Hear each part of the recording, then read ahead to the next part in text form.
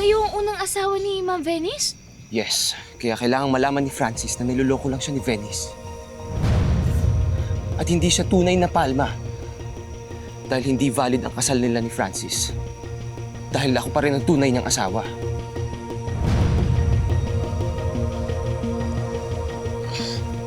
Malaking gulo po to kapag nalaman po ng ibang tao. Huwag po kayo mag-alala. Itatabi ko po ng maayos itong mga dokumentong to. Kasi gusto ko din po talagang protektahan po si Sir Francis. Tata, kaya dapat magtulungan tayo.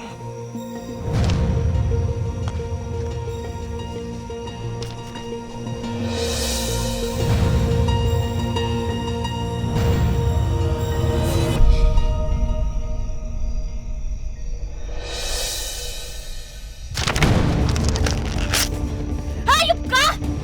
Tatayduhin mo pa talaga ako, James! Hindi mo ako maisahan!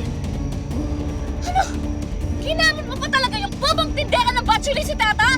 Baka ilaglag ako kay Francis! Teka, hindi ikaw si Tata. Venice?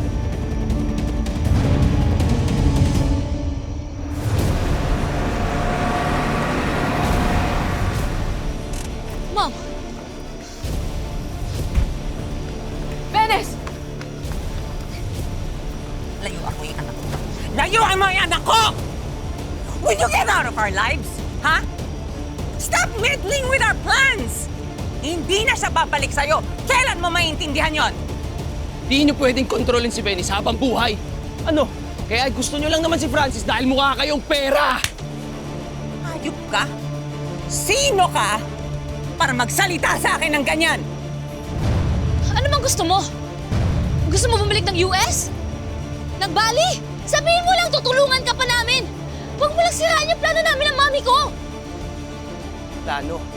Wala talaga kayong balak sabihin kay Francis ang katotohanan? Ha? Pwes, ako mismo magsasabi sa kanya ngayon din. Mom! Mom! Mom, what are we gonna do? Huwag kayong susunod! Huwag kayong susunod! Mom! Maiwan kayo dito! Hindi kayo sasama! Mom! What are you doing? Mom!